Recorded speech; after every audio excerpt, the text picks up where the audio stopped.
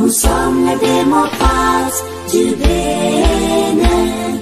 Nous sommes engagés pour la... Conférence de presse du groupe parlementaire Les Démocrates. Chers collègues députés du groupe parlementaire Les Démocrates, mesdames et messieurs les journalistes, la première session ordinaire de l'Assemblée nationale au titre de l'année 2025 a été ouverte le 10 avril dernier et a pris fin le 9 juillet 2025. Durant cette période, l'Assemblée nationale a mené plusieurs activités et il nous sied par devoir de redevabilité au peuple d'en faire compte rendu. Au parti Les Démocrates, conscients que nous travaillons pour le peuple, la réduction de comptes s'impose comme une marque de transparence de l'action politique. Comme à notre habitude, depuis le début de cette mandature, les députés du groupe parlementaire ont activement participé aux travaux de la session, aussi bien au Parlement, en plénière et en commission, qu'en dehors, les ateliers et missions parlementaires. La présente conférence de presse vise à faire le point de la participation des députés du groupe parlementaire aux activités de la dite session. Mesdames et messieurs les journalistes, en début de session, la plénière a procédé à l'examen du rapport d'activité du président de l'Assemblée nationale. À cette occasion, il a été observé une fois encore que le contrôle de l'action gouvernementale n'a pas été parmi les préoccupations du président qui, visiblement, étouffe cette prérogative pourtant reconnue à la représentation nationale en tant qu'institution de contre-pouvoir. Ceci ne nous a donc pas permis d'apporter notre caution à ce rapport. C'est dommage. Cette même réalité est observée au cours de la période sous revue. En effet, aucune des questions adressées au gouvernement sur des sujets majeurs de la nation n'a été appelée en plénière. Tenez, sur 68 interpellations des députés du groupe parlementaire Les Démocrates, à travers des questions orales au gouvernement, depuis le début de la législature, le bureau dirigé par le président Louis Vlavonou n'a programmé qu'à peine 11 questions. Comment peut-on faire une session entière sans aucune interpellation du gouvernement, bien qu'en début de notre mandature, il était convenu que les jeudis seraient réservés aux interpellations du gouvernement? Du 10 avril au 9 juillet 2025, nous avons traversé plus de 12 jeudis sans que le président de l'Assemblée nationale ne daigne inviter les membres du gouvernement au Parlement pour apporter des réponses aux nombreuses questions en souffrance dans son tiroir. Aussi, a-t-on besoin de rappeler que, sur les 3 mois de la session, le président de l'Assemblée nationale a laissé les députés en quartier libre pendant 45 jours, malgré la foultitude des tâches qui attendaient la représentation nationale. Cette triste réalité est symptomatique du mépris que la majorité parlementaire a pour notre fonction régalienne de contre-pouvoir et pour le respect que nous devons au peuple souverain qui nous a mandatés. En effet, dans un système démocratique, le contrôle de l'action gouvernementale est une exigence pour les élus, représentants du peuple, car c'est le seul moyen de mériter sa confiance. En dehors de toute autre considération, le contrôle parlementaire a pour objectif de prévenir tout excès de la part du pouvoir exécutif, permettant ainsi de garantir la démocratie et l'équilibre des pouvoirs.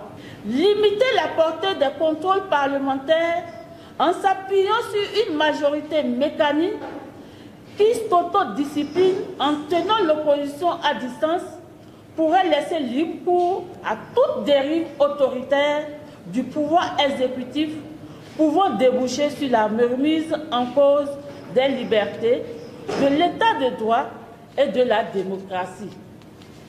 N'est-ce pas dans ce contexte que Montesquieu affirmait dans son livre 11 intitulé, je cite, « Pour qu'on ne puisse abuser du pouvoir, il faut que, par la disposition des choses, le pouvoir arrête le pouvoir. » Fin de citation. Car tout homme qui a du pouvoir est porté à en abuser. C'est pourquoi nous déplorons ce choix de gouvernance imprimé à la 9e législature par le président Louis Vlavonou, faisant de notre Parlement un appendice du pouvoir plutôt qu'une institution de contre-pouvoir. Mesdames et messieurs les journalistes, après examen et adoption du rapport d'activité du président de l'Assemblée nationale, la session a statué sur 11 projets de loi, 2 résolutions et 14 décrets de ratification d'accords de prêt et de financement. Au titre de tous ces projets de loi, seule la loi numéro 2025-18, modifiant et complétant la loi numéro 2021-09, portant loi organique sur la Cour constitutionnelle, n'a pas eu la caution des députés du groupe parlementaire Les Démocrates. Au nom du peuple souverain, nous avions voté tous contre cette loi pour l'unique raison que les modifications introduites par l'article 28 de la dite loi, notamment la limitation dans le temps du recours des citoyens devant la Cour constitutionnelle, apparaissent contraires à l'article 3 de la Constitution. La limitation temporelle imposée par l'article 28 de la loi organique constitue une restriction substantielle des droits des citoyens reconnus par l'article 3 de la Constitution. Plus grave, l'extinction de la rétroactivité des décisions de la Cour constitutionnelle pénalise le citoyen de même que la nation dans leur droit de réparation de préjudice. Car si l'inconstitutionnalité d'une norme ne produit des effets que pour l'avenir, des situations passées manifestement contraires à la Constitution pourraient rester validées par simple effet du temps, ce qui porterait atteinte à la cohérence et à l'autorité de la Constitution. La rétroactivité permet de corriger des illégalités flagrantes. Le juge constitutionnel doit disposer d'une marge d'appréciation pour adapter les effets de cette décision en fonction des enjeux. Parfois, une rétroactivité intégrale est nécessaire, parfois une rétroactivité limitée et ou un effet différé sont plus adaptés pour des raisons de sécurité juridique et de stabilité des relations sociales. Par ailleurs, il convient de signaler que l'initiative des lois relève concomitamment du Parlement que du gouvernement. Mais, au cours de cette mandature, seuls les projets de loi initiés par le gouvernement sont appelés en commission et adoptés en plénière, alors que les propositions de loi initiées par l'opposition parlementaire dorment allègrement dans les tiroirs du Parlement. Il s'agit de la loi sur le numérique par laquelle le gouvernement continue de traquer les voix critiques, la loi sur l'embauche, la loi sur les jours fériés, la loi d'amnistie. Ces différentes propositions de loi sont chaque fois programmées à l'ordre du jour des différentes sessions, mais jamais appelées.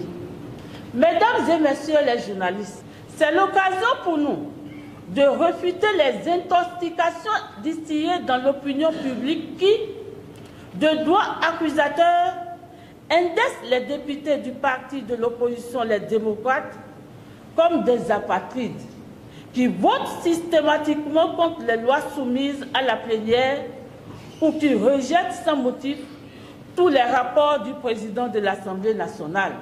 Or, s'il y a une dynamique rodée à la mécanique qui obéit au doigt et s'exécute sans discernement, il est clair qu'il ne faut point rechercher son épicentre au sein des députés du groupe parlementaire Les Démocrates. Mesdames et messieurs, à quoi servira donc une Assemblée nationale où tout passe sans examen objectif et discernement responsable? Un tel Parlement n'est pas de l'ordre des idéaux du parti Les Démocrates, car il ne garantirait ni l'objectivité de l'action politique, ni la souveraineté du peuple. Mesdames et messieurs les journalistes, vous convenez donc avec nous que les députés du groupe parlementaire Les Démocrates ne font pas que rejeter les lois, mais les votent lorsque celles-ci sont utiles à la République et favorisent l'épanouissement du peuple béninois que nous représentons. Mesdames et messieurs les journalistes, pendant que le président de l'Assemblée nationale fait obstruction constante à la jouissance des prérogatives des députés de l'opposition parlementaire que nous sommes, c'est un autre scandale impliquant des milliards de francs CFA qui est révélé au peuple béninois par un ministre de la République. En effet, au détour d'une activité politique organisée par le bloc républicain à Parakou, le samedi 21 juin 2025, le désormais ex-ministre en charge de l'énergie, de l'eau et des mines a exprimé sa profonde désolation face à l'absence persistante d'eau potable et d'électricité dans certains quartiers de la ville, malgré des investissements massifs initiés depuis 2016.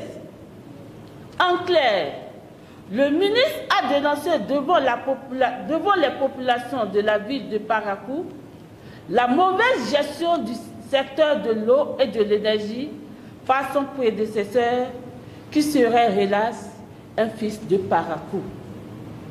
Il accuse ce dernier de siphonneur du budget national portant sur des dizaines de milliards.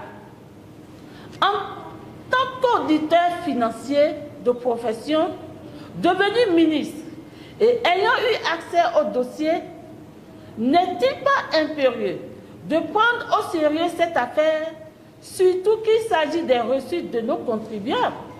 Au nom du peuple béninois, les membres du groupe parlementaire Les Démocrates ont très tôt pris la mesure de la gravité de cette dénonciation pour proposer et obtenir la mise sur pied d'une commission d'enquête parlementaire. C'est une première sous le régime dit de la rupture après pratiquement 10 ans de gouvernance cavalière et opaque. Les députés du parti Les Démocrates s'en félicitent et nourrissent l'espoir que les travaux de cette commission d'enquête parlementaire aboutiront à la manifestation de la vérité. Toutefois, le groupe parlementaire manifeste déjà ses inquiétudes au regard de la configuration du bureau de cette commission où la majorité parlementaire s'est taillée la patte du lion, ne laissant que la portion congrue à l'opposition parlementaire, pourtant initiatrice de la résolution ayant abouti à la mise sur pied de cette commission. Mesdames et messieurs les journalistes, engagés aux côtés du peuple pour la restauration de l'état de droit, le groupe parlementaire Les Démocrates ne trahira point sa mission. Nous vous remercions. Nous sommes les démocrates du Bénin. Nous sommes engagés.